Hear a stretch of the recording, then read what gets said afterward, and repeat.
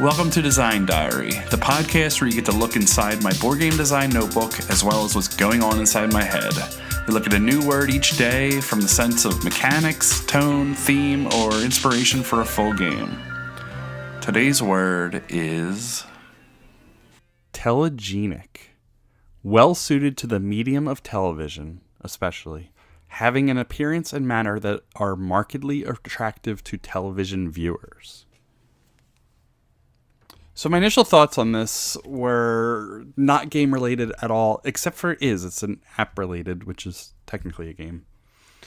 If anybody's seen HQ or Cash Show, these are two hot apps right now where there's a host that will talk to the players live and introduce them to the game, and then the players will answer trivia questions in the hopes of getting lots of money.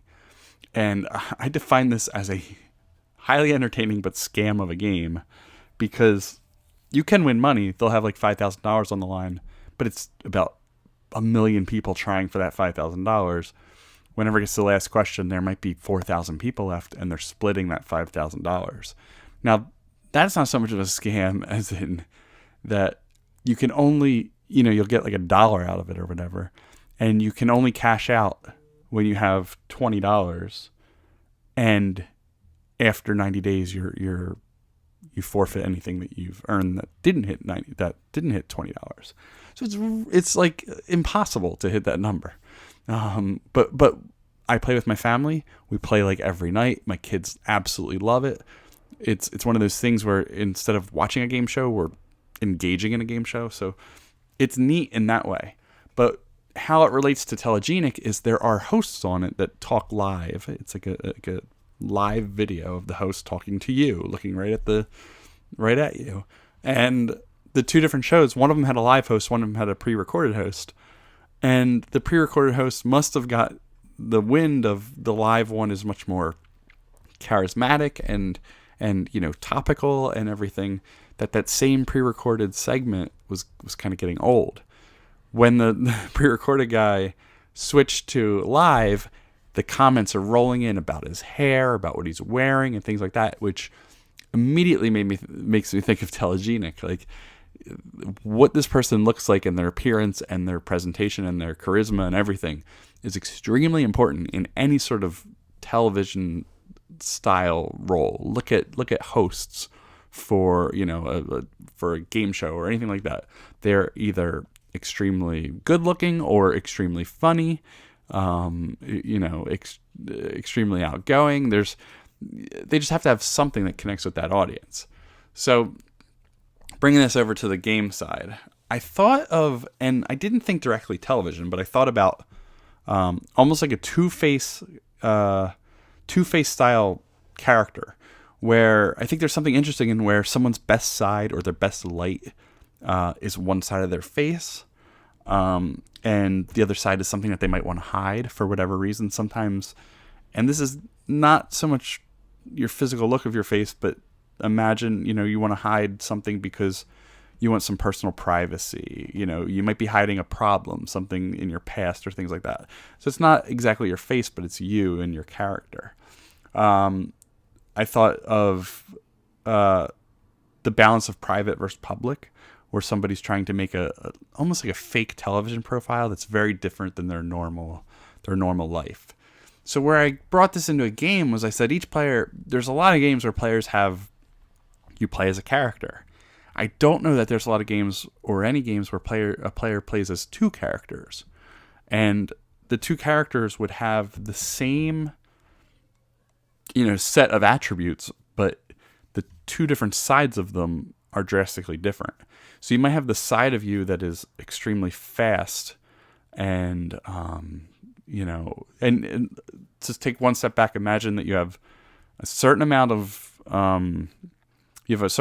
points to allot to all these different attributes, just like any character building game. Think of like a role playing game or something along those lines. But you could do this twice. So let's say I throw a whole bunch into speed, and on the other one it's slow, but I throw a whole bunch into like vision or power or something like that. So what I have is a character that's really fast and another one that can see really well and is really powerful. The whole concept of this would be in the game that you're able to switch from one to the other.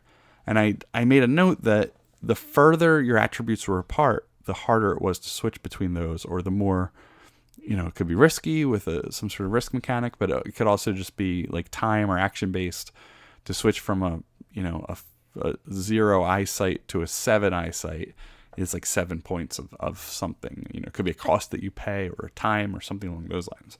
But I thought it could be interesting in having a game where you can swap back and forth between two characters.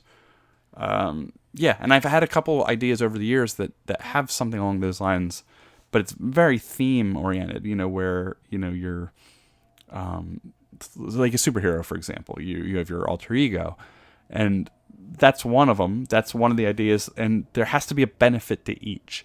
And the benefit to one is that maybe you're just going undercover.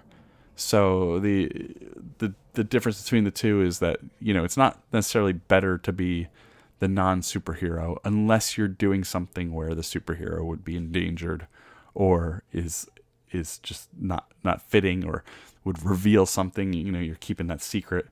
So that's kind of where I went with this. The second idea I had was on the theme side. And then I obviously didn't get very far with this, but the whole idea of most television shows where telegenic is apparent, something like a reality show where you're trying to be the last one standing and you're getting voted off the island or out of the house or anything like that. And from a gameplay side, player elimination is just, I'm not going to say it's bad because I don't think anything's inherently bad, but it's against the nature of playing a game together. We're all getting together at my house, for example, and then boom, I get kicked out of the game. Like, what do I do? You sit on the side, you play some other games. But I was trying to think of ways that you can combat that and make that the essence of the game and make it thrive because of it. There's something in like app-driven gameplay where you're not in the same place, and that's one thing, but that's not the goal. Here is to hit the tabletop side. And we talked the other day about having a pool of players that are not really players, they're just like voters. And one of the things is you can get voted out of the game and you become part of the voting pool, which is interesting. And I feel like it's just kind of something that you'll lean on in a player elimination game, is now you have a different role. And I think that's fine, but I would love to see the essence of almost like a tournament style game where you're trying to have that last player standing, but everybody's engaged until the end. The one time I was able to sort of accomplish this was the game Semi-Final Fantasy, where you are it's like a fantasy football thing, but it's dungeon crawling. So you're backing all these different characters, adventurers that are going into these dungeons, and eventually the 8 groups of adventurers becomes 4, and then 4 becomes 2, and you start to lose all your characters along the way. And the reason that I feel like you can stay in the game is because it's also a betting game. So you're betting on, you're starting with your characters and you're boosting them and trying to get them through, but if you lose them, then your shift focuses a little bit to betting. And a primary goal in that was keeping it extremely entertaining for anybody to watch. You obviously have to have some interest, so your interest is in the bet, but it was still just entertaining to watch. There was a good amount of randomness in it where things could swing a certain way, and it was entertaining to the end, even for those people that were less invested. They weren't voted out of the game, but a lot of their tools were destroyed. And I had to do exactly that, where you have to compensate for that, and they were able to bet more because of that. So I would love to see the, Simon Cowell the game, where people are getting voted out over the course of the rounds and trying to be that last one standing, or Survivor the game, where you're trying to be that last one standing, but without other players just sitting on the side. So that's where I got my notes. It's Telegenic is tough for me. I can't tell if it's like my surroundings or what I've been up to, but some of these words have just been really tough for me. I haven't had that spark this week. Did I? Yeah, I guess I did. I had the spark with Loudable. I had some fun with that. So, all right, if you have any ideas, please share them. Tomorrow we'll be back with another word, and I looked at it, and it's definitely a hard one. And then we'll be back over the weekend with some special guests. So thanks again. I'll catch you later.